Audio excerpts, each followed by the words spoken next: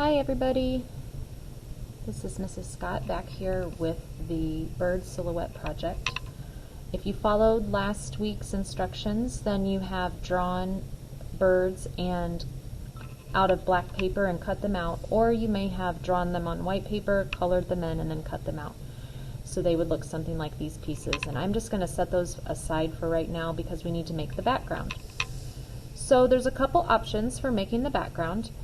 If you have some tissue paper from gift wrapping or anything like that at home, then that is the original idea for the project, is to layer some pieces of tissue paper in the background. The original idea has it where the colors are near each other on the color wheel, so that's something to keep in mind.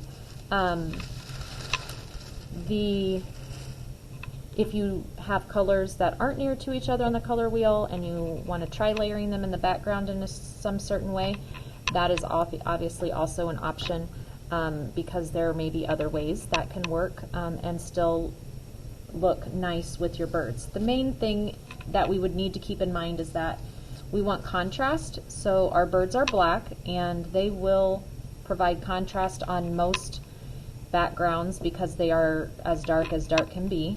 But anything that's too dark will start to blend and not have as much contrast. So you want to stay away from anything that would be too dark underneath as we create this background, so that these will have contrast.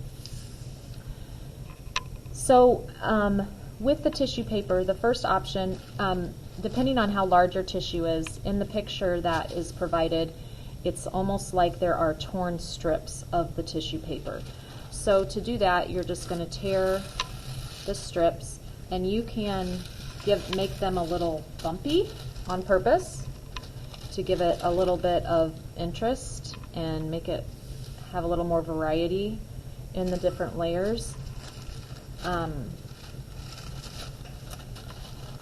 Or you can tear it more straight. It's really up to your preference, but you're going to need to sort of tear them where the first one would be a little bit more narrow, the second one, if we want it to go all the way to the top there, would need to be longer. You don't have a piece that wide, however, it wouldn't be the end of the world to overlap them where this underneath piece does not reach the top. So you can play around with it. All depends on what you have to work with, but there's multiple things that you can make work with these. And then moving on to the rest of my colors.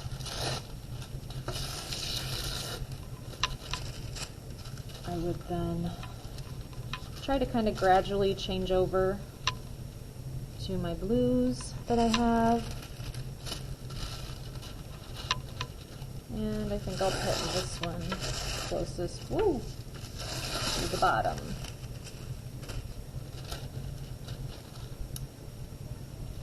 So this I may not actually have to tear because it can line up with the bottom of my paper.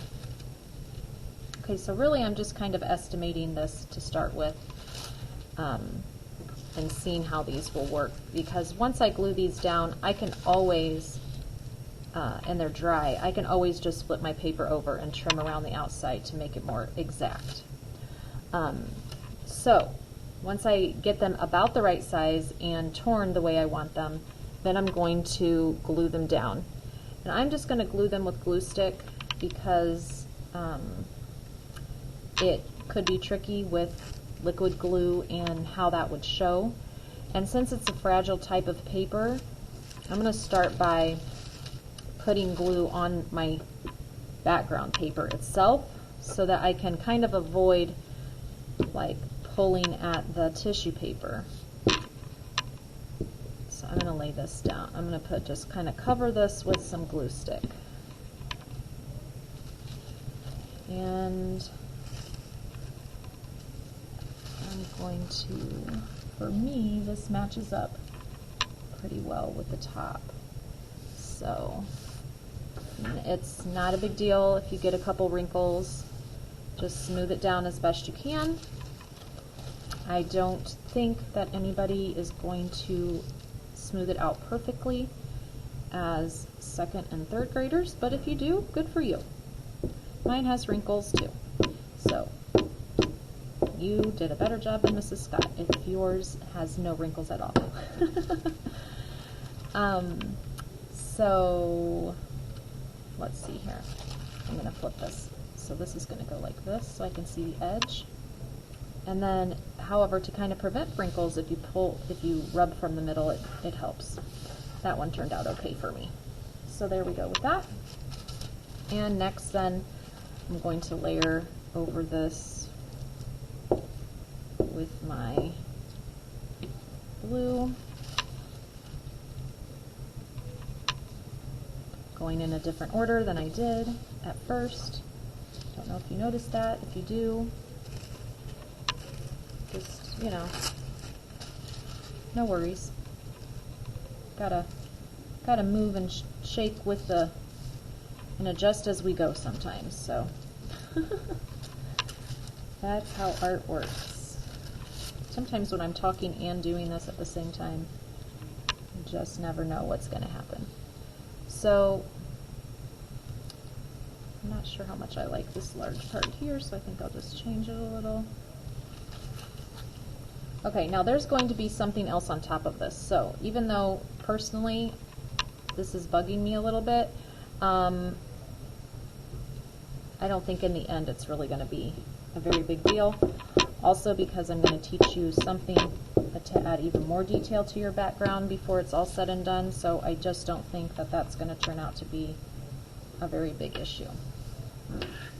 Alright, so once you get your tissue down, and if you have a flap like this, you can always just rub a little extra glue stick under there and seal it down. Okay. Alright, now I've got stuff hanging around. I'm not worried about that right now. Okay, now you can see the contrast that we're starting to get over the colors, and isn't that beautiful? Black is so beautiful when it's combined with bright colors, I feel. So that's gonna work. All right, so that's one way to create your background. Another way to create your background, if you don't have tissue, there's no way you're going to be able to have tissue, is to use paint. Okay, come up with some kind of paint from home. I will tell you that even old coffee can work as paints, and it might turn out to look stormy. So you can use even food coloring diluted with a little water as paints. So I bet you can round up something from home that will work. Have a Kool-Aid packet, dilute it with a little water. It will work as paint. All right, I'm using watercolors. If you have them, great. Now you could do your background a lot of ways. I mean, infinite numbers of ways. I'm just going to do mine in a gradation from one color to the next as I go down the page. So I'm going to start with my blue. I'm going to use a really wet brush. I am shooting for something that's kind of subtle, so I'm using plenty of water because I want a subtle look, just like my tissue paper is kind of subtle. It's nothing that's super dark. So this is really wet, and I'm just brushing along. This watercolor will come right off my table. If you're at home though, I don't know what your tables are like, so it's probably best if you cover your table before you paint. Mom and Dad will appreciate that, I'm sure. And since this is already wet, you're going to go right over the line that was already wet with blue and just let it start to sort of filter together. And you're going to keep working down your page. It's called pulling your paintbrush down the page, and it starts to bleed down into anything that's wet. All right, I'm going to just keep going down, knowing that I'm going to overlap my next color at the very end till I get all the way to the bottom.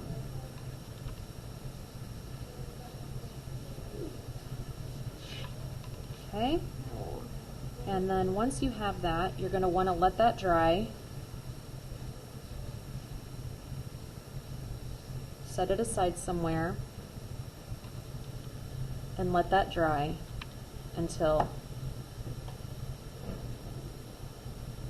we do the next step, because we can't do the next step until while that's wet. So go ahead and just let that dry, and that's the other option for creating the background stuff.